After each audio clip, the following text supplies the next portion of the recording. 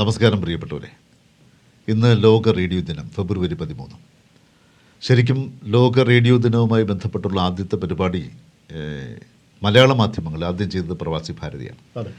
ഈ പരിപാടിയിൽ ഞാൻ ചന്ദ്രസേനൻ, എന്നോടൊപ്പം അതെ അനീഷ്. ഈ ലോക റേഡിയോ ദിനം ഓർക്കുമ്പോൾ ഇന്നിപ്പോൾ മലയാള മാധ്യമങ്ങളെല്ലാം തന്നെ ലോക റേഡിയോ ദിനം ആചരിക്കുന്നുണ്ട്. ഒരുപാട് പോസ്റ്ററുകൾ കാണുന്നുണ്ട്. ഏകദേശം ഒരു 8-9 വർഷങ്ങൾക്ക് മുൻപ് ലോക റേഡിയോ ദിനം മലയാള മാധ്യമങ്ങൾ അത്ര ശ്രദ്ധിച്ചിരുന്നില്ല. അതല്ല, ശരിക്കും പ്രവാസി ഭാരതിയാണ് അതങ്ങനെ ചെയ്തത്. അതുപോലെ തന്നെ ഗൾഫ് രാജ്യത്ത് ആദ്യമായി കുട്ടികളുടെ പ്രക്ഷേപണ ദിനം ആചരിച്ചത് പ്രവാസി ഭാരതി. അന്ന് കുട്ടികളായിരുന്നു എല്ലാം ആങ്കർ ചെയ്തത്, ന്യൂസ് വായിച്ചത് കുട്ടികൾ. എന്തൊരു ആവേശമായിരുന്നു. പ്രക്ഷേപണ ജീവിതത്തിൽ നമുക്ക് മറക്കാൻ പറ്റാത്ത ചില ദിനങ്ങളായിരുന്നു അത്. ഇപ്പോൾ എന്തായാലും ലോക റേഡിയോ ദിനത്തിൽ, ഈ വർഷത്തെ ലോക റേഡിയോ ദിനത്തിൽ റേഡിയോയും ആർട്ടിഫിഷ്യൽ ഇൻ്റലിജൻസും, അതാണ് UN നൽകിയിരിക്കുന്ന സന്ദേശം. ഇതൊരു ആഗോള ദിനാചരണമാണ് പ്രിയപ്പെട്ടവർ. UN ആഹ്വാനപ്രകാരമാണ് ഇത് നടക്കുന്നത്. എല്ലാ വർഷവും ഫെബ്രുവരി മാസം 13-ാം തീയതിയാണ് ലോക റേഡിയോ. ഇന്നിപ്പം എല്ലാവരും അറിഞ്ഞു, എല്ലാ മാധ്യമങ്ങളും എല്ലാ റേഡിയോകളും അത് സംബന്ധിച്ചുള്ള പരിപാടികൾ സംഘടിപ്പിച്ചു. അത്തരം പരിപാടികൾ സംഘടിപ്പിക്കുന്നതിൽ പിന്നോട്ട് നിൽക്കുന്ന പ്രവാസി ഭാരതിയാണ് ഇപ്പോൾ. പക്ഷെ വരും ഞങ്ങൾ. എന്തായാലും ആർട്ടിഫിഷ്യൽ ഇൻ്റലിജൻസും റേഡിയോയും, അതിനെക്കുറിച്ച് പറയുമ്പോൾ വാസ്തവത്തിൽ നമുക്ക് ഭയങ്കര ആവേശമാണ്. കാരണം നമ്മളൊരു AM റേഡിയോയിൽ നിന്ന് ഇപ്പോൾ ഇൻ്റർനെറ്റിൻ്റെ പ്ലാറ്റ്ഫോമിലേക്ക് മാറിയിരിക്കുന്നു. ഇപ്പോഴാണ് ആർട്ടിഫിഷ്യൽ ഇൻ്റലിജൻസിൻ്റെ പ്രാധാന്യം നമുക്ക് പൂർണ്ണമായിട്ട് മനസ്സിലായത്. നമ്മുടെ റേഡിയോയിൽ ഇപ്പോഴും ആർട്ടിഫിഷ്യൽ ഇൻ്റലിജൻസ് നമ്മൾ ഉപയോഗിക്കുന്നുണ്ട്. ഏതൊക്കെ മാർഗത്തിലെന്നുള്ളത് ട്രേഡ് സീക്രട്ടാണ്, അത് പറയില്ല. അതുകൊണ്ടാണ് ഈ വർഷത്തെ ലോക റേഡിയോ ദിനത്തിൻ്റെ സബ്ജക്റ്റിൽ അവർ പറയുന്നുണ്ട്, ഇപ്പോൾ റേഡിയോ ആൻഡ് AI എന്നാണ് പറഞ്ഞിരിക്കുന്നത്.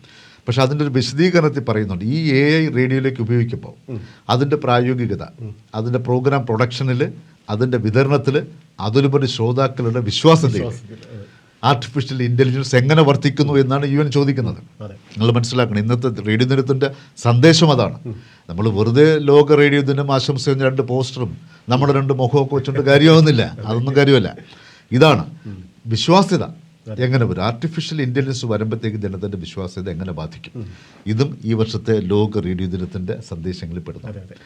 വളരെ രസകരമായ ഒരു കാര്യം, കഴിഞ്ഞ വർഷത്തെ സന്ദേശം ലോക റേഡിയോ ദിനത്തിന് കൊടുത്തിരുന്ന ഒരു സന്ദേശം എന്ന് പറയുന്നത് റേഡിയോയും കാലാവസ്ഥയുമായിരുന്നു. പക്ഷെ അന്ന് തന്നെ നമ്മൾ പറഞ്ഞിരുന്നു, താമസിയാതെ തന്നെ ഇനി ആർട്ടിഫിഷ്യൽ ഇൻ്റലിജൻസ് അല്ലെങ്കിൽ നിർമ്മിത ബുദ്ധിയെക്കുറിച്ചായിരിക്കും ഇനി അടുത്ത തീം വരാൻ. അതെ, നമ്മൾ പറഞ്ഞിരുന്നു. നിർമ്മിത ബുദ്ധി വാസ്തവത്തിൽ പ്രവാസി ഭാരതി ഇപ്പോൾ നല്ലവണ്ണം യൂട്ടിലൈസ് ചെയ്യുന്നുണ്ട്. അതിൻ്റെ പ്രൊഡക്ഷനിൽ നമ്മൾ ഉപയോഗിക്കുന്നുണ്ട്, അതിൻ്റെ വോയിസിൽ നമ്മൾ ഉപയോഗിക്കുന്നുണ്ട്. ചിലത് തുറന്നു പറയാൻ കേട്ടോ, ട്രേഡ് സീക്രട്ടിന് തുറന്നു പറയാം, സ്ക്രിപ്റ്റിൽ നമ്മൾ ഉപയോഗിക്കുന്നുണ്ട്. അതിനെ കൂടുതൽ പറയില്ല. ഇതിലൊക്കെ നമ്മളിപ്പോൾ ഉപയോഗിച്ച് തുടങ്ങിയിട്ടുണ്ട്. അപ്പോൾ നമ്മളൊരു ഇൻ്റർനെറ്റ് എന്ന് പറഞ്ഞൊരു പ്ലാറ്റ്ഫോമിലേക്ക് വന്നപ്പോഴുണ്ടായ അഡ്വാൻറ്റേജ് എന്താണ് എന്ന് ചോദിച്ചാൽ, ബൗണ്ടറികളില്ല, അതിരുകളില്ലാത്ത ഒരു റേഡിയോ പ്രക്ഷേപണത്തിലേക്ക് നമ്മൾ എത്തിക്കഴിഞ്ഞു. ഈ കാലഘട്ടത്തിൻ്റെ പ്ലാറ്റ്ഫോം ഇൻ്റർനെറ്റ് തന്നെയാണ്, അതിൽ സംശയമില്ല. അനീഷിന് അറിയാമല്ലോ, നമ്മൾ തുടങ്ങിയത് AM ആയിരുന്നു. അല്ല, സാറ് AMന്റെ വലിയ വക്താവായിരുന്നല്ലോ. അതിപ്പോൾ പറഞ്ഞ എന്നെ വിഷമിപ്പിക്കാൻ അല്ല, നമ്മൾ തമ്മിൽ വലിയ സംവാദം നടന്നിട്ടുണ്ട്, അത് തുറന്നു പറയാമല്ലോ. AM FM തമ്മിൽ. അതെ, AMന്റെ ഒരു വലിയ വക്താവ് തന്നെയായിരുന്നു ഞാൻ, അതിൽ യാതൊരു സംശയമില്ല. നമ്മൾ തുറന്ന് സമ്മതിക്കുന്നു. മാർക്കോണി കഴിഞ്ഞ അടുത്ത് നമ്മളൊന്നും പറഞ്ഞാണല്ലോ നമ്മൾ നടന്നത്. ശരിക്കും അതായത് എനിക്ക് ഈ ചെറിയ ഇട്ടാവട്ടം റേഡിയോകളോട് ഒരു താല്പര്യം ഉണ്ടായിരുന്നില്ല. ദാറ്റ് മീൻസ് FM റേഡിയോയുടെ ഒരു താല്പര്യമില്ല. പക്ഷേ ക്ലാരിറ്റി കൂടുതലാണ്. അപ്പോൾ ഒരു വാസ്റ്റ് ഓഡിയൻസിനെ ടാർഗറ്റ് ചെയ്യുക എന്നുള്ളതായിരുന്നു എൻ്റെ ലക്ഷ്യം. അതുകൊണ്ട് തന്നെ AMനെ തന്നെയായിരുന്നു ഞാൻ പ്രോത്സാഹിപ്പിച്ചത്. എന്നാൽ AMന് ക്ലാരിറ്റി കുറവായതുകൊണ്ടാണ് FMൻ്റെ ക്ലാരിറ്റി കിട്ടുന്ന സംവിധാനമായ DRM നമ്മൾ തുടങ്ങിയത്. അതാണ് ലോകത്തിലെ ആദ്യത്തെ മലയാളം ഡിജിറ്റൽ റേഡിയോ. പ്രവാസി ഭാരതി 810 AM ആണ്, 1539 AM അല്ല. അത് 2018 വെച്ച് 810 നമുക്ക് നഷ്ടപ്പെട്ടുകൊണ്ട് ഡിജിറ്റൽ സാധ്യതയും പോയി. 1539 അല്ല, 810 AM ആണ്. പക്ഷെ അന്ന് നമ്മളും ഒരു മാസിനെ ടാർഗറ്റ് ചെയ്യാനായിരുന്നു എൻ്റെ ആഗ്രഹം, അതായത് GCC മുഴുവനും. അതാണ് എൻ്റെ ലക്ഷ്യം. അതുകൊണ്ടാണ് ഞാൻ FMന് അനുകൂലിച്ചിരുന്നില്ല. FM എന്ന് പറഞ്ഞപ്പോൾ ദുബായിൽ ഒരു FM ദുബായിൽ മാത്രമേ കിട്ടൂ. പക്ഷെ 1-2 FM കുറച്ചുകൂടെ മാറി കിട്ടുന്നുണ്ടെന്നുള്ളേ ഉള്ളൂ. ചെറിയ വ്യത്യാസങ്ങൾ വരാം. പക്ഷേ AM കുറച്ചുകൂടെ പരിധി ഉണ്ടായിരുന്നു. പക്ഷെ അതിന് ക്ലാരിറ്റി കുറവാണ്. ഇപ്പം നമുക്ക് ഖത്തറിലും ബഹ്റിനിലും ഒക്കെ നമുക്ക് ലിസൺഷിപ്പ് ഉണ്ടെങ്കിൽ അവർ വളരെ ശ്രദ്ധിച്ച് കേൾക്കാൻ പറ്റും. ഈ പൊട്ടലും ചീറ്റലും ഇടയ്ക്കാൻ ഇപ്പോഴതില്ല. ഇപ്പോഴും നിങ്ങൾക്ക് എന്താണോ കണ്ടന്റ്, അത് നല്ല നമ്മുടെ സ്ഥിരം ഭാഷേനെ പറയുന്നത്, നമ്മുടെ മുട്ടായി പോലെ നിങ്ങൾ കേൾക്കാൻ പറ്റും. അതാണ് ഇൻ്റർനെറ്റ്. അപ്പോൾ ഇനി ഇൻ്റർനെറ്റിൻ്റെ കാലം തന്നെയാണ്, അതിൽ യാതൊരു സംശയമില്ല. മറ്റൊരു വസ്തുത, ഇൻ്റർനെറ്റ് റേഡിയോ മാർക്കറ്റിൽ വന്നിട്ടുണ്ട്. എന്തായാലും നമ്മളിപ്പോൾ ഇൻ്റർനെറ്റിലേക്ക് എത്തി നിൽക്കുമ്പോൾ എനിക്ക് പറയാനുള്ള മറ്റൊരു സംഗതി എന്താണെന്ന് വെച്ചാൽ, ഒരു കാലത്ത് റേഡിയോ കേൾക്കാൻ നമുക്ക് ലൈസൻസ് വേണമായിരുന്നു. ആ ലൈസൻസിൻ്റെ ഒരു ചിത്രം വേണമെങ്കിൽ നിങ്ങളെ ഇപ്പോൾ കാണിക്കാം. നിങ്ങൾ ഈ ചിത്രം ഒന്ന് കണ്ടു നോക്കൂ.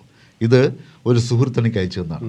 ഇന്ന് നമ്മൾ നമ്മുടെ റേഡിയോ ദിനവുമായി ബന്ധപ്പെട്ടൊരു പോസ്റ്റ് ഇട്ടപ്പോൾ ആ പോസ്റ്റ് കണ്ടിട്ട് ബാംഗ്ലൂരിൽ താമസിക്കുന്ന ഒരു മലയാളി ഇപ്പോൾ ദുബായിലുണ്ട്. ദുബായിൽ നിന്ന് അദ്ദേഹം അയച്ചതാണ്. Right no he's in Dubai. പക്ഷേ അദ്ദേഹം താമസിക്കുന്ന ബാംഗ്ലൂർ ബിസിനസ് ആവശ്യത്തിന് വന്നപ്പോൾ നമ്മുടെ പോസ്റ്റർ കണ്ടിട്ട് അദ്ദേഹം എനിക്കിത് അയച്ചു തന്നു. എൻ്റെ അച്ഛൻ വർഷങ്ങൾക്ക് മുമ്പ് റേഡിയോ കേൾക്കാൻ വേണ്ടി അന്ന് ഗവൺമെൻറ്റിൽ നിന്ന് സമ്പാദിച്ച റേഡിയോ കേൾക്കാനുള്ള ലൈസൻസിൻ്റെ കോപ്പി ഞാൻ സാറിനൊന്ന് ഷെയർ ചെയ്യാമെന്ന് പറഞ്ഞു. ഒരു ചരിത്രമാണ്. അതൊരു ചരിത്രമാണ്. നിങ്ങളൊന്ന് കണ്ടു നോക്കൂ. അന്ന് ഇതിൻ്റെ ലൈസൻസ് കൊടുക്കുന്നത് ഇന്ത്യൻ പോസ്റ്റ് ആൻഡ് ടെലഗ്രാഫാണ്. ഈ ചിത്രത്തിൽ കാണുന്ന ആ ടവറില്ലേ, ആ ടവർ എന്ന് പറയുന്നതാണ് നമ്മുടെ പ്രവാസി ഭാരതിയുടെ പഴയ ടവർ. 350 മീറ്റർ പൊക്കമുള്ള ടവറാണ് അബുദാബിയിലുള്ളത്. ഇപ്പോഴും അത് അവിടെ ഇരിക്കുകയാണ്, ആരും ഉപയോഗിക്കുന്നില്ല. മനസ്സിലായി? അപ്പോൾ AM-നെ സംബന്ധിച്ചിടത്തോളം ഈ ഒരു ടവർ എന്ന് പറയുന്ന ടവർ തന്നെയാണ് ആൻറ്റീന, വേറെ ആൻറ്റീന ഇല്ല. The tower it self is the antenna in the case of AM. പക്ഷേ FM-ന് അങ്ങനെയല്ല. ഒരു കമ്പി പോലെ നിർത്തി അതിൻ്റെ മുകളിൽ ഉണ്ടെങ്കിൽ ആൻറ്റീന വെക്കാൻ പറ്റും, കാരണം പവർ കുറവാണ്. അപ്പോൾ ഈ ലൈസൻസ് നിങ്ങളൊന്ന് ശ്രദ്ധിക്കൂ. ഇത് വർഷങ്ങൾക്ക് മുമ്പ് ഇന്ത്യയിൽ റേഡിയോ കേൾക്കാൻ വേണ്ടി ഗവൺമെൻറ് കൊടുത്ത ഒരു ലൈസൻസിൻ്റെ കോപ്പിയാണ് നിങ്ങളിപ്പോൾ കണ്ടുകൊണ്ടിരിക്കുന്നത്, അല്ലേ? അന്ന് ഈ ലൈസൻസ് ഉണ്ടെങ്കിലേ റേഡിയോ കേൾക്കാൻ പറ്റും.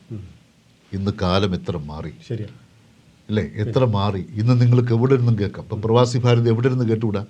നിങ്ങൾ മുമ്പൊക്കെ നമുക്ക് റൂമിൽ ഓൺ ചെയ്ത് വെക്കണം. ഇപ്പം അത് വേണ്ട, നിങ്ങളൊന്നും ഓൺ ചെയ്യേണ്ട. നിങ്ങൾ ഉറങ്ങുമ്പോഴും കേൾക്കാം.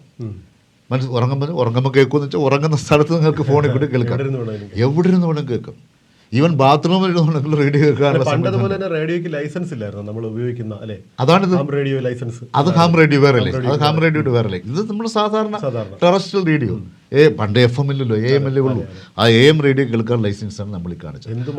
എന്തുമാത്രം മാറി നോക്കണം. അപ്പോൾ ലൈസൻസ് കിട്ടിയാൽ മാത്രം റേഡിയോ കേൾക്കാൻ കഴിയുമായിരുന്ന ഒരു കാലഘട്ടത്തിൽ നിന്ന് നമ്മുടെ കയ്യിലിരിക്കുന്ന ഫോണെന്ന് പറയുന്ന ഒരു ആയുധത്തിൽ ഒരൊറ്റ ക്ലിക്കിലൂടെ നിങ്ങൾക്ക് ലോകത്തിൻ്റെ എവിടെയിരുന്നും ഏത് കോണിലിരുന്നും റേഡിയോ കേൾക്കാൻ കഴിയുന്ന ഒരു സംവിധാനത്തിലേക്ക് എത്തുമ്പോൾ അത് തന്നെയാണ് ഈ ലോക റേഡിയോ ദിനത്തിൻ്റെ പ്രസക്തി.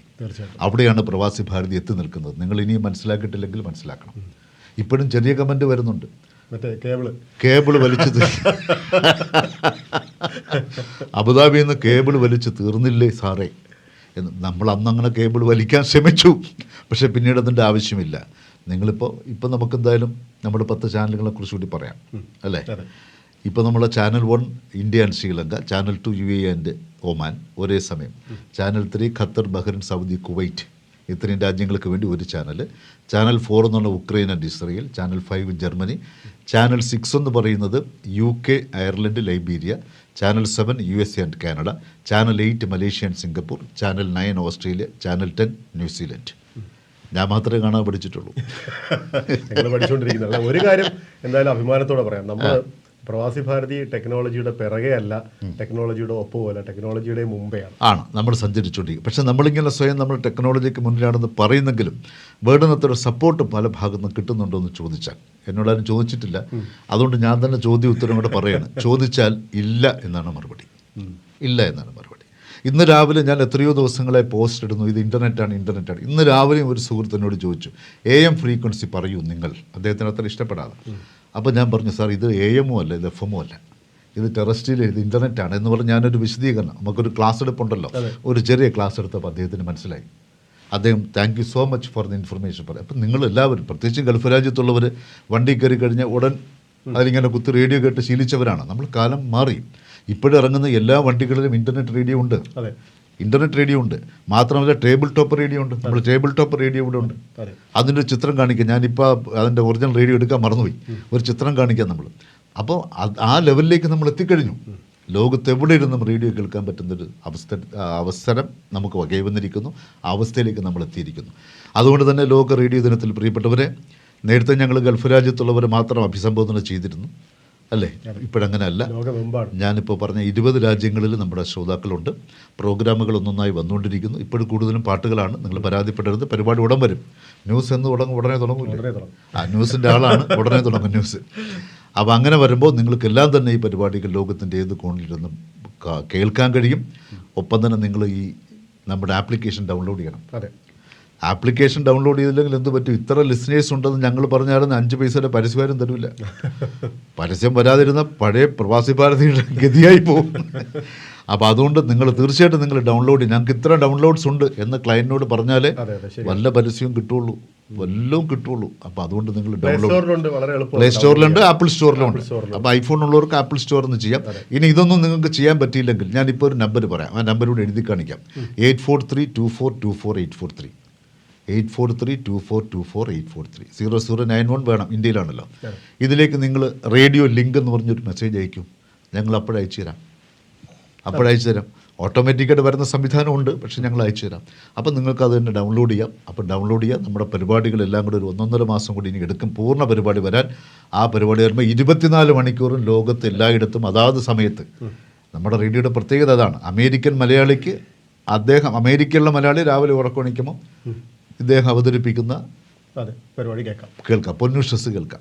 മനസ്സിലാക്കണം, അമേരിക്കൻ മലയാളിക്ക് ആ ടൈമിന്, UK മലയാളിക്ക് ആ ടൈമിന്, ഇന്ത്യയിൽ താമസിക്കുന്ന മലയാളിക്ക് ആ ടൈമിന്, അത്തരത്തിൽ ഓരോ മലയാളിയുടെയും, ലോകത്ത് വസിക്കുന്ന ഇത്രയും മലയാളികളുടെയും പ്രാദേശിക സമയം അനുസരിച്ചുള്ള ഒരു റേഡിയോ നെറ്റ്വർക്ക് മറ്റെവിടെയെങ്കിലും നിങ്ങൾ കേട്ടിട്ടുണ്ടോ കണ്ടിട്ടുണ്ടോ? ഉണ്ടെങ്കിൽ നിങ്ങൾ അറിയിക്കും.